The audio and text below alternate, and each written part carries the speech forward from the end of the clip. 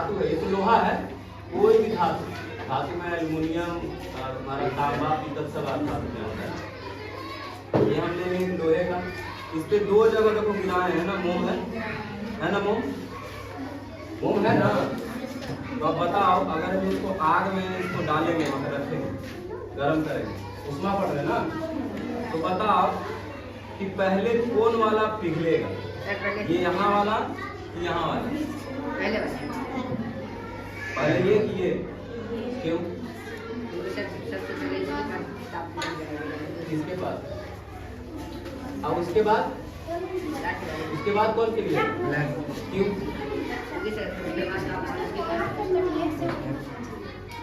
उष्मा मतलब जा रही है ना, तो यही अभी पढ़ना है क्या, उष्मा का स्थानांतरण बताया है ना। उष्मा का स्थानांतरण 3 तरीके से होता है, ठीक ना।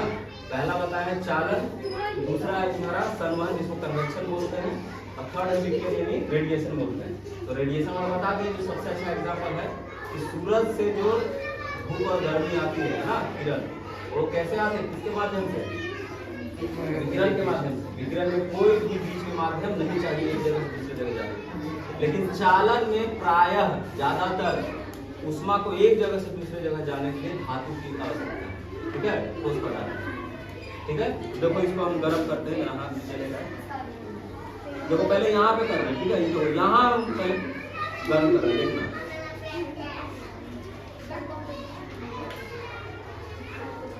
नहीं मार देना,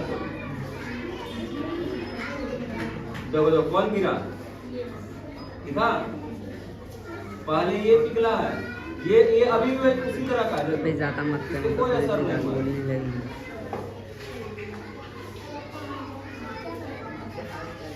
इतना ही काफी।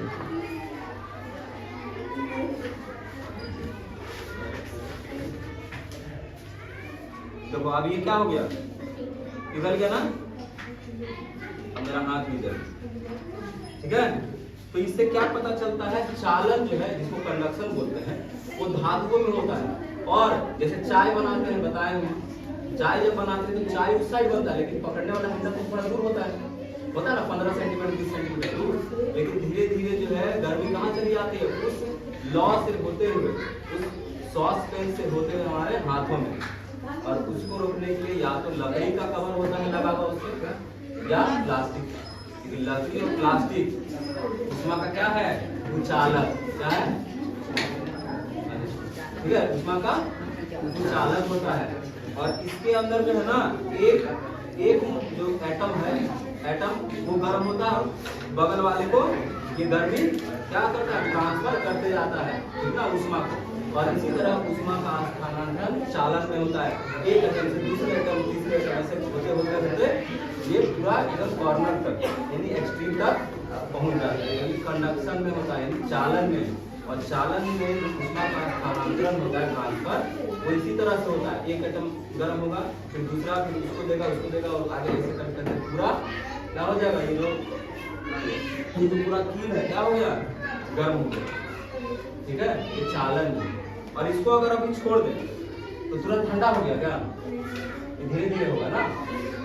ये उष्मा गई कहाँ, जो इसमें अभी उष्मा हवा में, तो ये किसके कारण, ये भी क्या चालन के कारण ही जो इसका उष्मा खत्म हो गया क्या, बता किसके कारण, कन्वेक्शन यानी संवहन, ठीक है।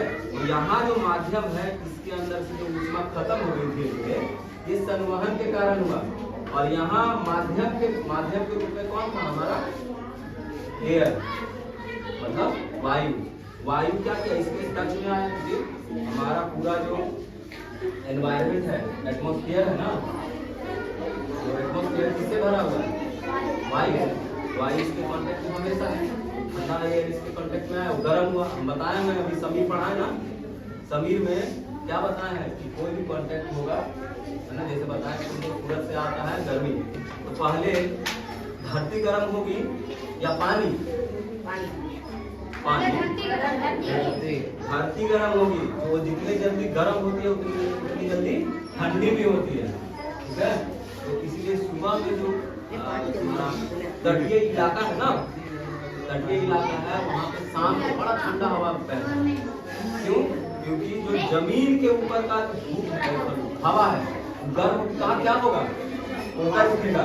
ये तो खाली जगह हो गया ना यहाँ पे, और वहाँ जो समुद्र है बगल में वहाँ तो ठंडी हवा है ना, तो यहाँ लो प्रेशर हो गया, दाब कम हो गया, वहाँ उच्च दाब पे तुरंत ठंडी हवा इसको क्या करने आएगा, भरने, और यहाँ जो आदमी खड़ा होगा उसको एकदम ठंडा ठंडा हवा लगेगा। इसी को बोलते हैं समुद्री समीर। बताए थे ना, ये जो उठा है ना वहां से जो ठंडी हवा आई है वहां खाली हो गया, ये उठ के वहां, और ये साइकिल बन जाता है, चक्र बन जाता है, ठीक है। रात में यही चीज उल्टा हो जाता है, पानी देर से गर्म होता है तो देर से ठंडा भी होता है, रात में उल्टा है। ये ठंडा हो गया जमीन, पानी उधर है, तो पानी अभी भी इसके मुकाबले वो गर्म है। क्या है? गर्म है। वहां जो गर्म है ये उठेगा, हवा उठेगा ना, वहां उठ गया, वहां खाली हो गया। यहाँ जो गर्म हवा है तो तुरंत जो है उसको, यहाँ जो ठंडा हवा है उसको भर ले जाएगा, गर्म होना उठ गया यहाँ, ठीक है। तो यहाँ जो जमीन के आसपास जो ठंडा हवा है उसके मुकाबले यहाँ ठंडा है, तो यह कहाँ भरने जाएगा? समुद्र में। तो इसी को बोलते हैं क्या? थल समीर, जिसको बोलते हैं लैंड ब्रीज। जब जमीन से हवा समुद्र की ओर जाएगी इसको बोलते हैं लैंड ब्रीज, और हिंदी में इसी को थल समीर। इससे पहले जो बताया था दिन में होता है, समुद्र से आएगा ठंडी हवा जमीन पे, तो इसी को बोलते हैं समुद्री समीर, या बोलेंगे सी ब्रीज, ठीक है। आया समझ में? जितना तक हम लोग पढ़ चुके हैं ना, आ रहा है समझ में?